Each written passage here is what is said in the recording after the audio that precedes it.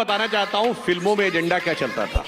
ये कह रहे हैं चलो एट्रोसिटीज वाली फिल्म अलग, मैं मोहब्बत की फिल्मों की बात कर रहा हूं। From the age generation of our grandparents to present जो फिल्में बनी है मोहब्बत की, उसमें क्या है?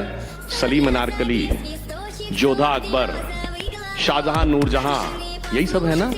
लैला मजनू। आई चैलेंज कि एक मुगल बादशाह बताइए इसकी एक बीबी रही हो। दर्जन दर्जन भर ऑफिशियल बीबियां, हरम में 2-2, 300 औरतें और एक स्त्री के प्रति समर्पित निष्ठावान प्रेम के प्रतीक सिर्फ मुगल नजर आए। ये है एजेंडा, ये है एजेंडा वो अकबर। इसलिए मैं बताना चाहता हूं आपका नफरत में भी एजेंडा है और मोहब्बत में भी एजेंडा है।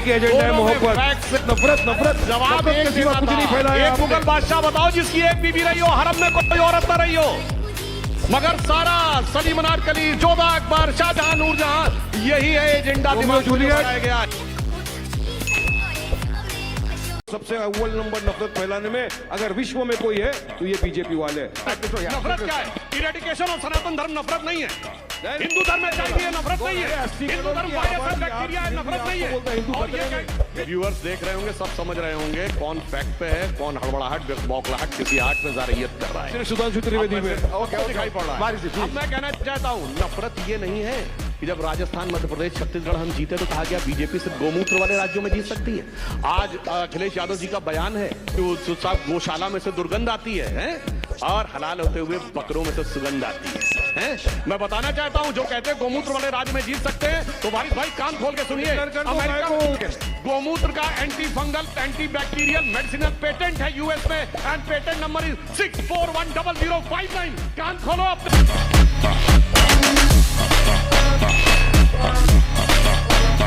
इन्होंने कहा डेवलपमेंट की खाली बात की और फिर धीरे से हट गए। अब मैं बताना चाहता हूं एक दौर था जब भारत की ग्रोथ रेट 2% रहती थी, 1.8 और 2% in the decade of 80s। जो लोग यहाँ होंगे सबको पता होगा उसका क्या कह के मजाक उड़ाया जाता था कि इंडिया कभी 2% से आगे तो ग्रो ही नहीं कर सकता। अच्छा, रेट ऑफ इन्फ्लेशन कितनी रहती थी? 10%, 12%, 15%, 16%। तो उसे कहा जाता था ये 2% तो हिंदू ग्रोथ रेट है।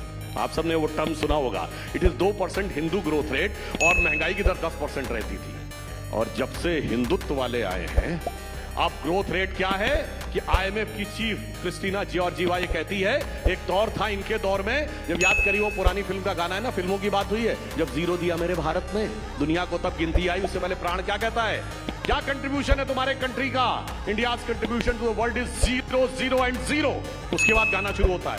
ये इंदिरा गांधी के जमाने की फिल्म है और अब क्रिस्टीना जॉर्जिवा आईएमएफ की चीफ कहती है India maximum it is going to be 50%। इन्होंने कहा 20 साल हैदराबाद में आज तक एक दिन के लिए हमारी हुकूमत नहीं रही है। सिर्फ हैदराबाद से वो बातें क्यों आती हैं कि मुस्लिम बच्चियां 8-8, 9-9, 10-10 साल की बेच दी जाती हैं, मिडिल ईस्ट में लोग चले जाते हैं। आप ही लोगों की हुकूमत है वहां, क्यों इतनी गरीबों गुर्बत है? हैदराबाद के तो निजाम थे, निजामुल मुल्क थे, हुक्मराने वक्त थे, पैसा बह रहा था, क्यों इस मुकाम तक पहुंच गए? एक दिन बीजेपी की सरकार नहीं रही है। और डेवलपमेंट और उसकी बात करो तो मैं बताना चाहता हूं हम 5वीं बड़ी अर्थव्यवस्था हैं, 4थे बड़े स्टॉक एक्सचेंज हैं, 3रे बड़े ऑटोमोबाइल के मैन्युफैक्चर हैं, 2रे बड़े मोबाइल हैंडसेट के मैन्युफैक्चर हैं और डिजिटल ट्रांजैक्शन में भी आप नंबर में इन द वर्ल्ड। G20 में आज हमारी हाईएस्ट ग्रोथ रेट है और वर्ल्ड की ऑल बिगेस्ट। 15 मिनट के लिए पुलिस हटा लो, सब देख लेंगे। ये सेकुलर सॉन्ग है, थोड़ी थी। 20 करोड़ 50-100 करोड़ पे भारी पड़ेगा। सेकुलरिज्म का सॉन्ग है, इसको कैसे हेट स्पीच कर सकते हैं? असदुद्दीन ओवैसी ने बोला था जब मोदी पहाड़ पर चले जाएंगे और योगी मठ पे चले जाएंगे तुम्हें बचाने कौन आएगा? सेकुलरिज्म के सॉन्ग होते हैं, इनको हेट स्पीच थोड़ी कहते हैं।